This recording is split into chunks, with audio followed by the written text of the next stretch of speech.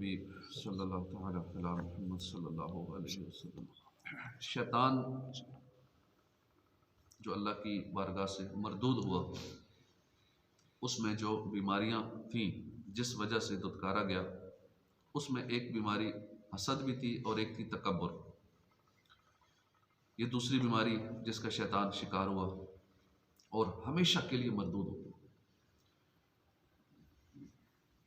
ये तकब्बुर ही था जिसके सबब शैतान ने आदम अलैहिस्सलाम को सजदा ना किया कि ये यूं है तो मैं यूं, मैं सजदा करूं। कुरान में अल्लाह पाक ने फरमाया कि जब अल्लाह ने उससे पूछा कि तुमने क्यों सजदा नहीं किया, क्या वजह थी, उसने बड़े डिठाई के साथ जवाब दिया कि मिना खलक़तनी, मैं जो है मैं इससे बेहतर हूं, तूने मुझे आग से बनाया है और इसे मिट्टी से बनाया है। खलक़तहू मिन तीन, इसको मिट्टी से बनाया, मुझे आग से बनाया। उस बदबख्त की जालत देखिए कि आग मिट्टी से अफजल नहीं होती, मगर ये बदबख्त जाहिल नाफरमान था, उसने खुद को आदम अलैहिस्सलाम से बेहतर समझा और इसी तकब्बुर के सबब मरदूद हो गया।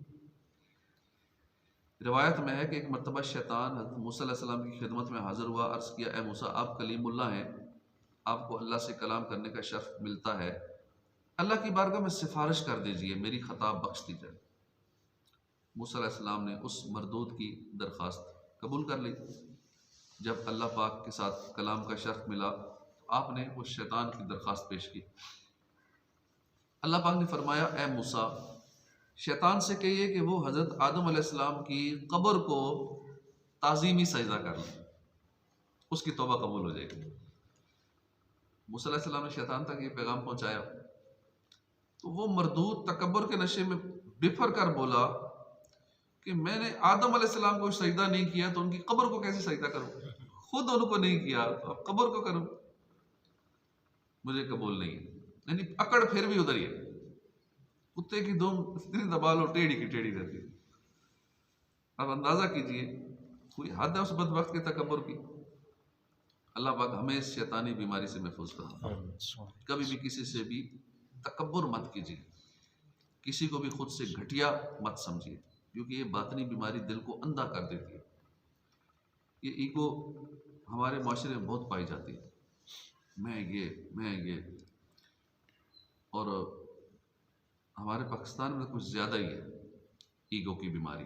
थोड़ा सा किसी से टेढ़ी बात करो या कोई अंदाज ऐसा हो तो अगला ऐसा महसूस करता है मेरे साथ ये किया, हालांकि माड़ा बंदा भी हो, चलो होता है ना, कोई किसी वजह से तकब्बुर होता है, वो माड़ा में हो। हमारे फ्रीलांसर्स क्यों ज़्यादा कामयाब नहीं है दुनिया भर में? ये जो ऑनलाइन सर्विसेज देते हैं या ऑनलाइन काम करते हैं या दूसरे मुल्कों वाले लोग ऑर्डर करते हैं इनको और ये आगे से डील करते हैं, क्योंकि इनमें गुस्सा और ईगो और अकड़ ज़्यादा आ जाती है। इंडियन इस मामले में बड़े पोलाइट सॉफ्ट कर गाहक को फंसा लेते हैं, गाहक जाने नहीं देते, गाहक 100 गलतियाँ निकाले काम में, कोई बात नहीं सर, हम फिर कर दें। हमारे यहाँ एक दो बार कस्टमर पूछे यार ये आपने काम खराब किया है, ये आपने यूँ किया है, 2-4 सवाल करे, अगला कहता है सवाल पे सवाल किए जा रहा है, चलो किसी और से करा लो काम, मैं नहीं करता। ये हमारे यहाँ बहुत ज़्यादा है। हमारे नौजवान में वेले बैठे रहेंगे, बेरोजगार बैठे रहेंगे, लेकिन गाहक को यूँ खराब कर देंगे और दुनिया भर में बदनाम है इस हवाले से। तो ईगो, इसमें तकब्बुर भी शामिल होता है। मेरे साथ यूँ इसने बात की, मेरे भाई गाहक को फंसाने के लोग पता नहीं क्या क्या करते हैं, उसकी आप भगत करते हैं कि कस्टमर हाथ से ना जाए, अपने प्रॉफिट पे नज़र होती है।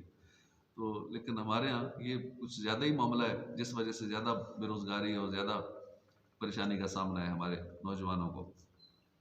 तो ये बीमारी बड़ी ख़तरनाक है, ये ईगो वाली, ये तकब्बुर वाली, मैं वाली, मैं ये तो मेरे साथ ऐसा किया, तो मेरे साथ यूँ सवाल जवाब किए, मेरे साथ ऐसे बात की। अल्लाह पाक कुरान करीम में फरमाता है, तर्जुमा कंजुल इरफान, अल्लाह हर मुतकब्बिर सरकश के दिल पर इसी तरह मोहर लगा देता।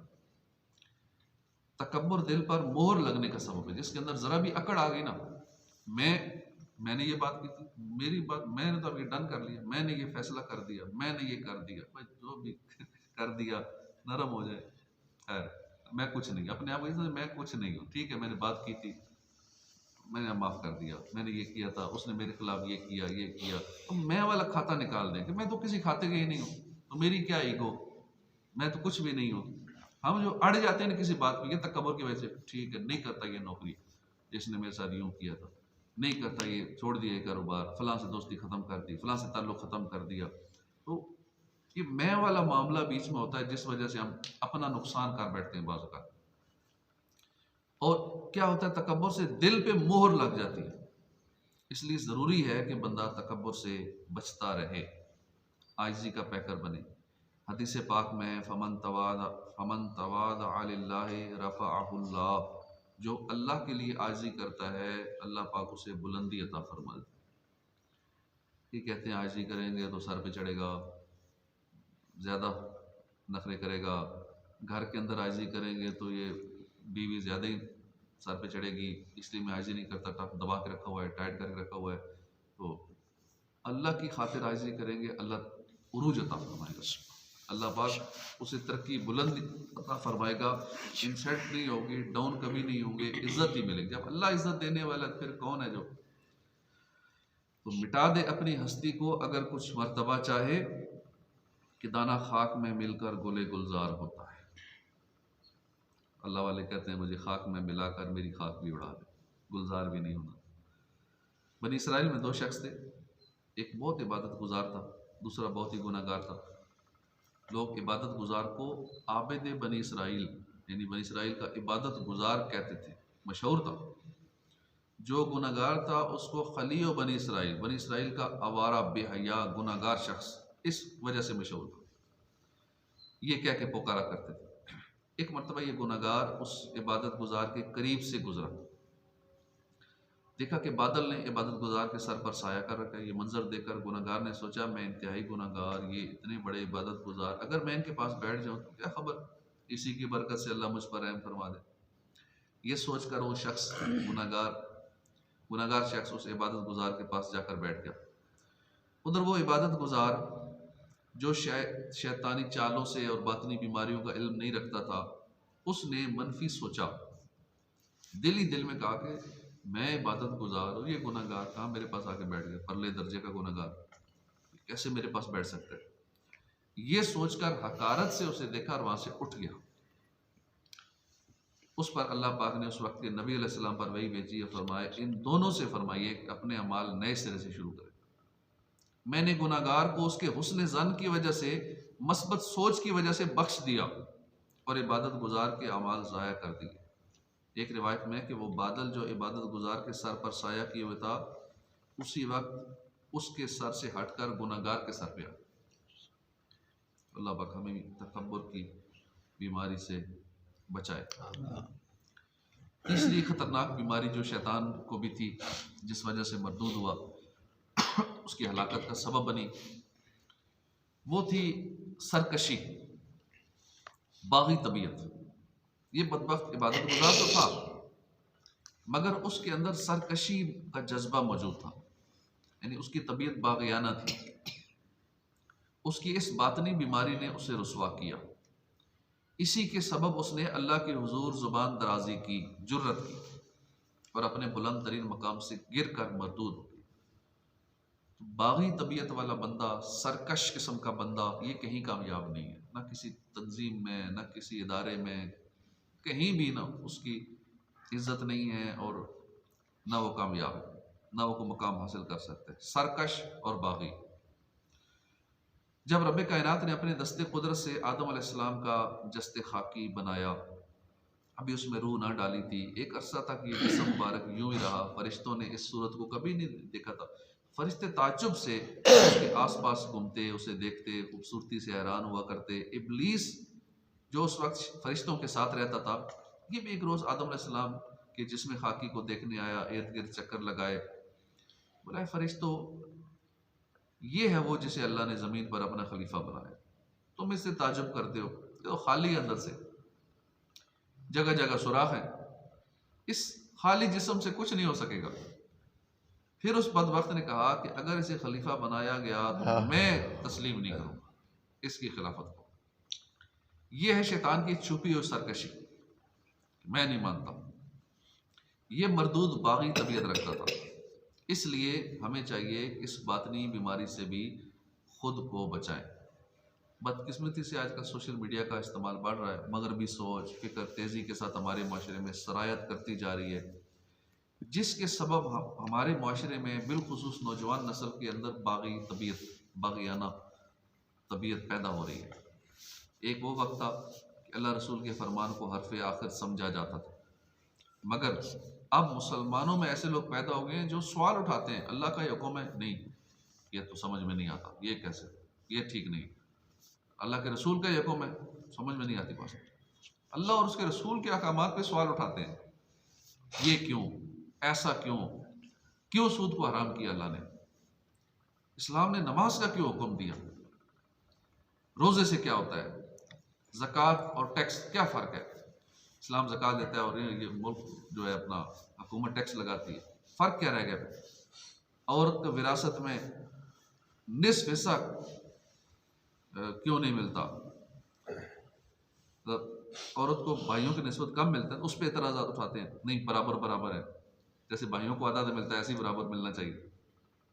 पर्दे का हुक्म क्यों दे दिया इस्लाम ने। कितने अफसोस की बात है कि अब एक मुसलमान माशरे में मेरा जिस्म मेरी मर्जी ये नारे लग रहे हैं, सारे आम मीडिया पे, टीवी चैनल्स पे, रोड पे आती हैं पूरे पूरे जत्थे लेके, कहते हैं मेरा जिस्म मेरी मर्जी, बकायदा बैनर उठाए होते हैं, और ये पूरी मुहिम कितनी बार चल चुकी।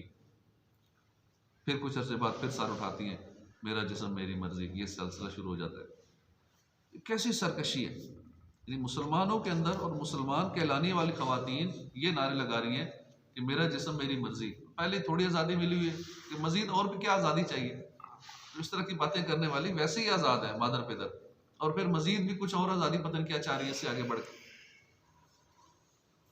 अल्लाह रसूल के फरमान पर सवाल उठाना, कुरान और हदीस के अहकामात को अपनी नाकिस अकल पर तोलना, ये कहाँ की मुसलमानी है। मुसलमान का माना तो है कि सर झुका लेने वाला, बस जो अल्लाह रसूल ने फरमा दिया बस चुप, आगे सवाल नहीं उठाना। जो अल्लाह रसूल के फरमान पर भी सर ना झुकाएगा वो कहाँ सर झुकाएगा, क्या मौजूदा शैतान के पीछे चलेंगे। सरकशी शैतान ही का वस्फ है, और जो सरकशी करता है वो उसी की बरादरी है। हम अल्हम्दुलिल्लाह मुसलमान हैं, शैतान हमारा खुला दुश्मन है, हमें हरगिज़ ज़ेब नहीं देता कि इस जैसा वस्फ अपनाएं, इसलिए हमें हर लम्हा हर वक्त हर हाल में अल्लाह रसूल के फरमान पर सर झुकाना है, चाहे हमारी अकल में आए या ना आए, हमने लब्बैक ही कहना है। जो दुनिया में सरकशी करेगा, रहमतुल आलमीन सल्लल्लाहु अलैहि वसल्लम का फरमान है, जो दुनिया में सरकशी करेगा अल्लाह पाक क़यामत के दिन उसे जलील कर देगा। जो दुनिया में आजिज़ी इख्तियार करेगा अल्लाह पाक क़यामत के दिन उसकी तरफ एक फ़रिश्ता भेजेगा जो उससे कहेगा कि ए नेक बंदे, अल्लाह पाक फरमाता है मेरे करीब में आ जा, मेरे कुर्ब में आ जा, कि तो उन लोगों में से है जिन पर आज ना कोई खौफ है ना कुछ गम है। अल्लाह पाक हमें इन तमाम बातनी बीमारियों से महफूज फरमाए। दुनिया में जो लोग आजिज़ी करेंगे, दूसरों को तकलीफ़ नहीं पहुँचाएंगे, और लोगों को भी इस बंदे का डर नहीं होगा, वरना हम बड़े खुश होते हैं कि मुझसे सब डरते हैं, मैं तो इलाके का ये हूँ, मेरे पास तो गुंडे बदमाश हैं, असला है, पावर है, शोहरत है, तल्लुकात हैं, हर एक को डरा के रखते हैं। दुनिया अच्छा आदमी तो वो है जिससे कोई डरे ही ना, सब कहेंगे इससे कोई नुकसान नहीं पहुँच सकता, ये हमें नुकसान पहुँचा ही नहीं सकता, ये बड़ा शरीफ आदमी है, अच्छा आदमी है, वो बंदा भला है। हदीसों में फरमाया वो अच्छा आदमी है, भला आदमी है, और जिससे दुनिया डरती हो यार ये किसी टाइम में नुकसान पहुँचा देगा, आहिस्ता बोलो, मुँह से बात ऐसी निकल गई कि इसके बड़े तल्लुकात हैं, ये छोड़ेगा नहीं, पावरफुल है, पैसे वाला है, ये कुछ ना कुछ कर देगा, तो जिससे लोग डरे ना वो अच्छा आदमी नहीं। हदीसों में फरमाया हमने, शायद कल ही सुनी थी हदीस पाक, कि वो बुरा आदमी है। हमें अच्छा आदमी बनना है, दुनिया में हमसे कोई ना डरे। हाँ, हम बेशक खुद डर के टाइम पास कर लें, क्योंकि क़यामत वाले दिन जब अल्लाह की बारगाह में हाज़िरी होगी तो अल्लाह पाक फरमाता है कि मेरे कुर्ब में आ जा, तो उन लोगों में से कि आज उनको कोई खौफ नहीं, आज कोई डर नहीं है, क्योंकि जो आज दुनिया में नहीं डरते ना, लोगों को डराते हैं, तो वो फिर बरोज़े क़यामत फिर डरे ही होंगे, डरे भी होंगे, सज़ा भी होगी। लेकिन यहाँ परेशान हाल लोग, या जिनको लोग सताते थे, तंग करते थे, डरा के रखते थे, ज़हनी टेंशन, मेंटल टार्चर करना, तो बरोज़े क़यामत, क्योंकि वहाँ तो ज़रे ज़रे का हिसाब होगा कि कौन किसको तंग करता था, दिल दुखाता था, मेंटल टार्चर करता था, तो अल्लाह की बारगाह में फिर पेशी होगी, तो वहाँ पे बड़ा मुश्किल हो जाएगा। खुलासा कलाम ये हुआ कि शैतान बदबख्त मरदूद होने से पहले बहुत बड़ा इबादत गुजार था, लेकिन बदबख्त 3 बातनी बीमारियों का शिकार था: हसद, तकब्बुर, सरकशी। इन 3 बातनी बीमारियों ने उस बदबख्त को तबाह कर दिया। उसने आदम अलैहिस्सलाम की तौहीन भी कर दी, कुफर में मुब्तला हो गया, और 3 बातनी बीमारियों के सबब ये बद अंजाम कुर्ब की मंजिल से दुत्कार दिया गया। तो हमेशा हमें चाहिए कि इन तीनों बातनी बीमारियों से अपने आप को बचाएं। हसद से बचाएं, अल्लाह ने जिसे जो नेमत दी है, जो मकाम दी है, जलना नहीं है उससे, बस राज़ी है, अल्लाह की तकसीम पे राज़ी रहना है। किसी को घटिया नहीं समझना, खुद को अच्छा ख्याल नहीं करना, आजिज़ी इख्तियार करनी है, सरकशी नहीं करनी, अल्लाह रसूल के मुकाबले में कभी बगावत नहीं करनी। जो अल्लाह रसूल ने फरमा दिया बस हरफ आखिर है, वो बात हमारी छोटी सी अकल में आए या ना आए, हमने सर झुका लेना है, उस पर अमल ही करना है। अल्लाह पाक हम सबको अमल की तौफीक अता फरमाए। आमीन बिजाह नबील आमीन सल्लल्लाहु तआला अलैहि वसल्लम।